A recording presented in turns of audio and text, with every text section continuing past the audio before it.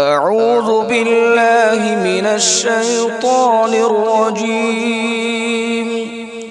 بسم الله الرحمن الرحيم.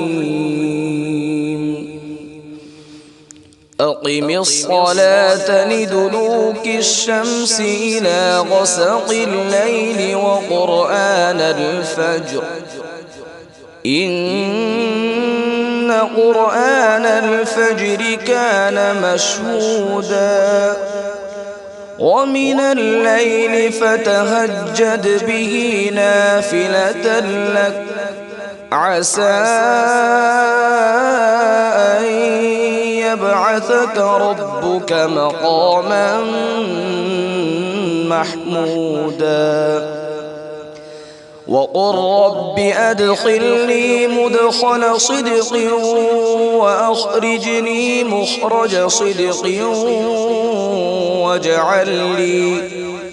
واجعل لي من لدنك سلطانا نصيرا وقل جاء الحق وزهق الباطل إن الباطل كان زهوقا وننزل من القرآن ما هو شفاء